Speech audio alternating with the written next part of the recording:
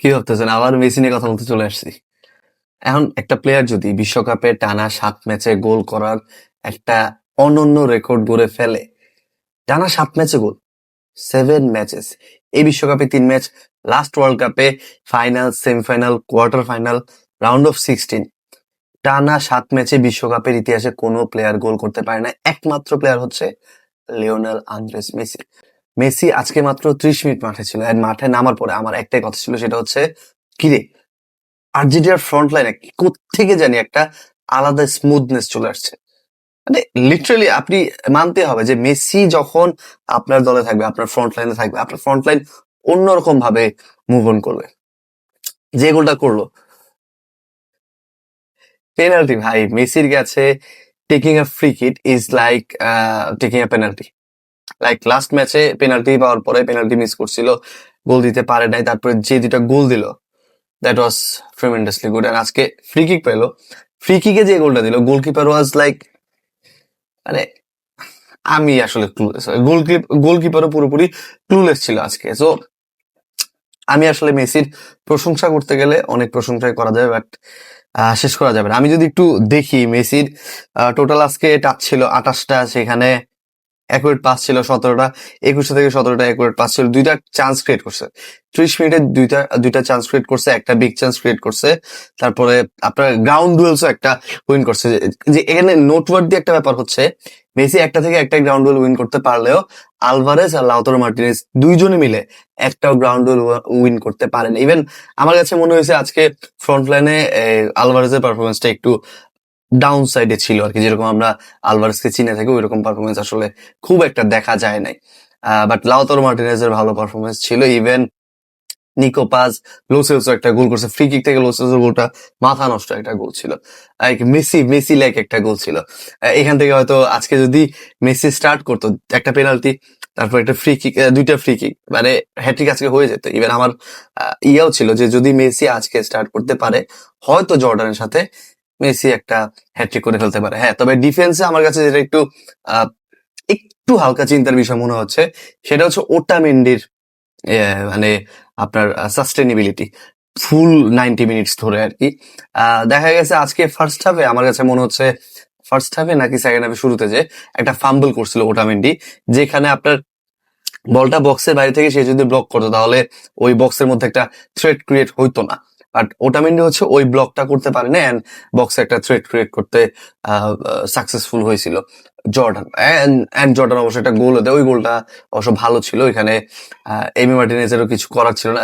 He even touched the ball but he couldn't save it ultimately.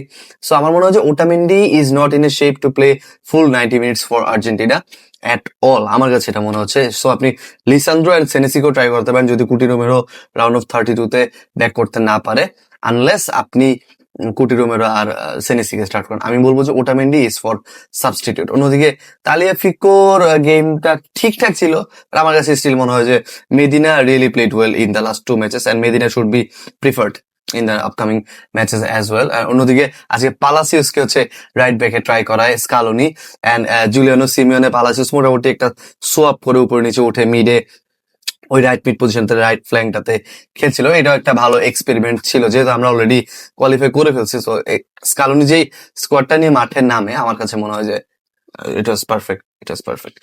And then Valentin বার্কোকেও নামানো হয়। His intensity on the field extremely well, extremely well. এরকম একটা player আপনার দরকার।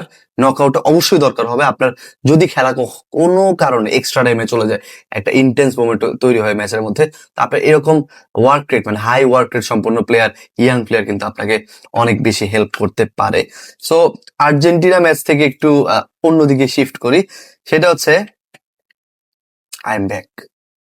Cristiano রোনাল্ডোর Portugal উজবেকিস্তানের সাথে ম্যাচের পরে অনেকে ধরেই নিয়েছিল যে পর্তুগাল হচ্ছে এবার আসলেই one of the most likely to win the world cup favourite. এই মিডফিল্ড, অসাধারণ মিডফিল্ড, ওয়ার্ল্ডের বেস্ট মিডফিল্ড। আমিও মানিছি এবার ওয়ার্ল্ড কাপের one of the best midfield না, আমার কাছে বেস্ট মিডফিল্ড হচ্ছে পর্তুগালের মিডফিল্ড, বাট মাঠের খেলায় সেটা এখনো পর্যন্ত প্রমাণ করতে পারেনি। ফার্স্ট ম্যাচে ডিআর কঙ্গোর সাথে তাদের মিডফিল্ডকে নিয়ে ভালোই তুলোধনা করছে, মিডিয়া বলেন, আপনি ফ্যান্স বলেন, সবাই কিন্তু ভালো সোশ্যাল মিডিয়াতে ভালো রকমের আলাপ আলোচনা হয়েছিল যখন ডিআর কঙ্গোর সাথে 1-1 গোলে ড্র করে। তারপর উজবেকিস্তানের সাথে একটা আউটস্ট্যান্ডিং পারফরমেন্স করে, অবশ্য ওইটা এক্সপেক্টেডও ছিল। উজবেকিস্তানের যেই খেলার ধরন ভাই, যা খেলছিল এটা দেখে মনে হয় না যে পর্তুগাল 5টা গোল দিয়ে এটা খুব বেশি অবাক করছে কাউকে। বাট কলম্বিয়ার সাথে যে পর্তুগাল কাইন্ড অফ ধরা খাবে, এটা আজ করা যাচ্ছিল। হ্যাঁ, and আমি শিওর ছিলাম যে কলম্বিয়া এই ম্যাচটা অ্যাটলিস্ট হারতে যাচ্ছে না পর্তুগালের সাথে। অ্যান্ড বরাবরই দেখা যায় যে লাতিন আমেরিকার দলগুলোর সাথে কিন্তু ইউরোপের দলগুলো একটু লাইক একটু সমস্যায় পড়েই যায়।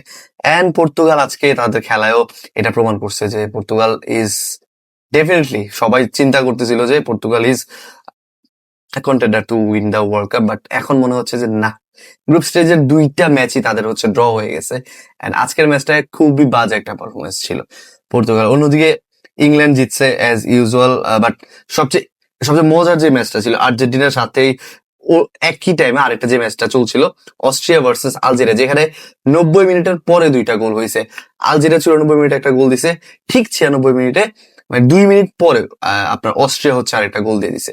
And at the end of the match দুই দলে খুশি, দুই দলের সমর্থকই খুশি, বিকজ তারা দুই দলে হচ্ছে রাউন্ড অফ 32 এর জন্য কোয়ালিফাই করে ফেলছে। এন্ড অন্যদিকে এই ম্যাচের রেজাল্টের কারণে হচ্ছে ইরান কোয়ালিফাই করতে পারেনি নেক্সট রাউন্ডের জন্য। ইরান হচ্ছে ওই যে 12 জনের যেই লিস্টটা ছিল ওইখানে হচ্ছে ইরান 9th পজিশনে আছে। So Iran has been eliminated from this world cup. So bracket মোটামুটি রেডি হয়ে গেছে, ব্র্যাকেট নিয়ে আরেকটা ভিডিও দিব, আজকে রাতেই দেওয়ার চেষ্টা করব।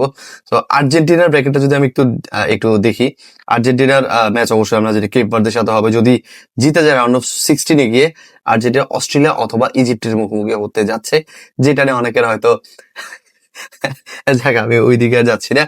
দেন পরের রাউন্ডে হচ্ছে আর্জেন্টিনার প্রবেবল অপোনেন্ট হতে পারে সুইজারল্যান্ড, আলজেরিয়া, কলম্বিয়া অথবা ঘানা।